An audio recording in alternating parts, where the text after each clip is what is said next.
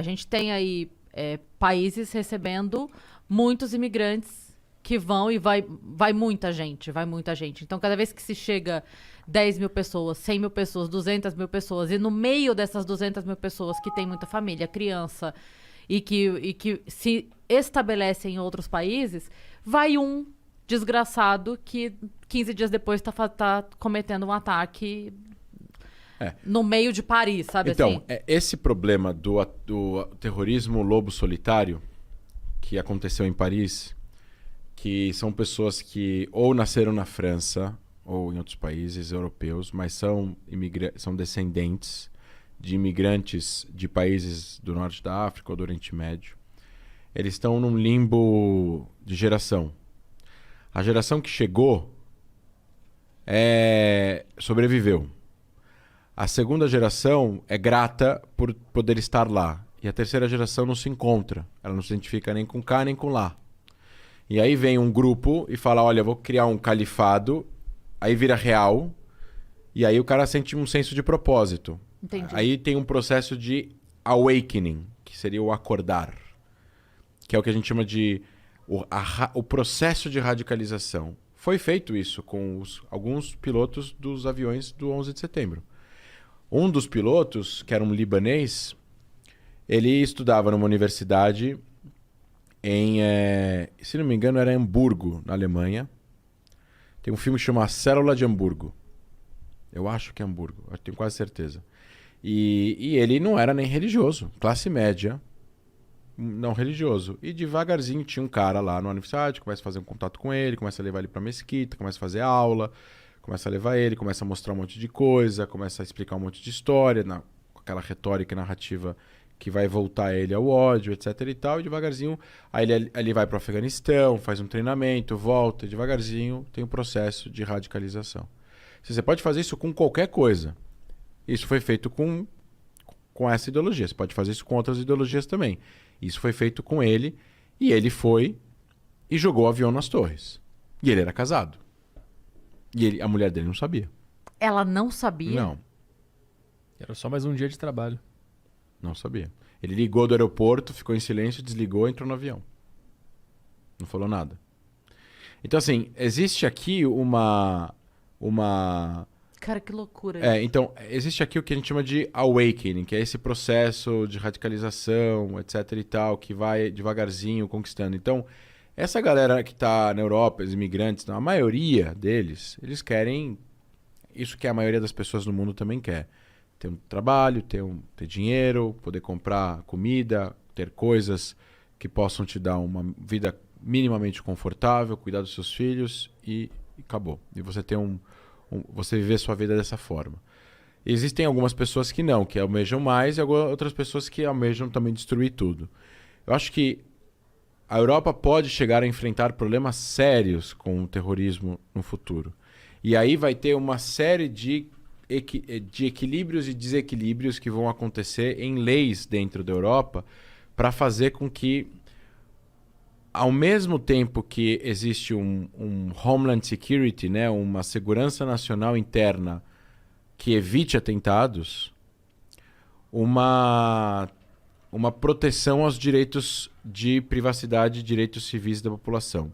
Numa democracia, como é que você vai fazer escuta com um cidadão do seu próprio país sem acusação? Uhum. Você tem que ter um motivo. Aí o juiz vai ter que permitir isso.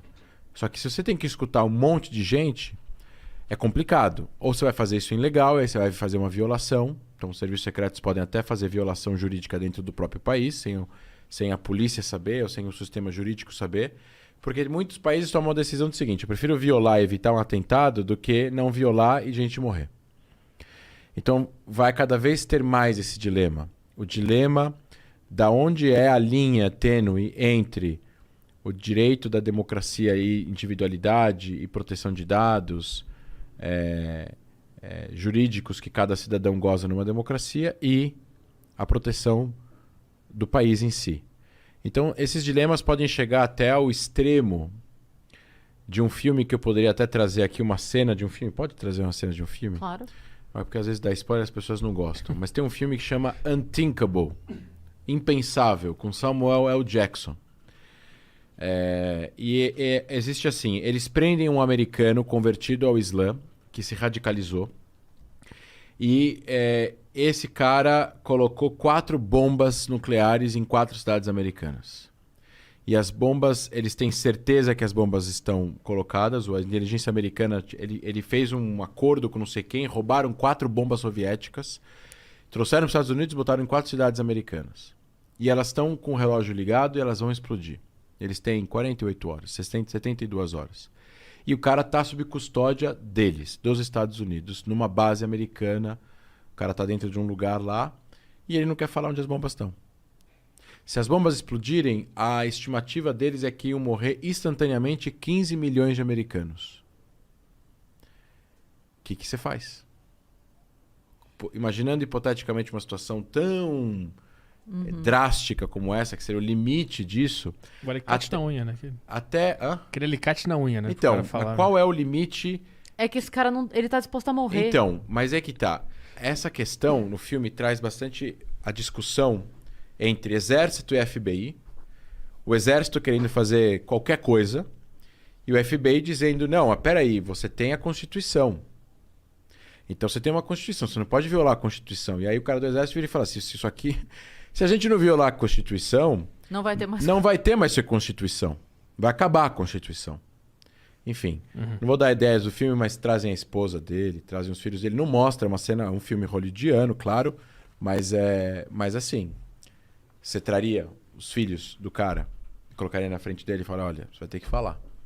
Então, é complicado. São dilemas. Eu trouxe esse dilema ao extremo para quem está nos escutando também pensar, mas assim, obviamente que a gente está exagerando, mas na Europa, existe todo um dilema muito grande em como investigar pessoas que são cidadãos desses países e que automaticamente, apesar de serem cidadãos desses países, são contra esse país. Tu viu o filme O Mauritano?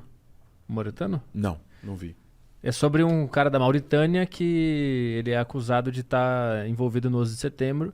Aí pegam o cara e no fim ele não tinha nada a ver com o setembro, mas eles fazem o cara confessar por meio de tortura. Ah, sim, não. Teve vários isso. E o cara escreveu um livro sobre isso aí. Tem várias coisas erradas também que o Ocidente fez na guerra do terrorismo, né?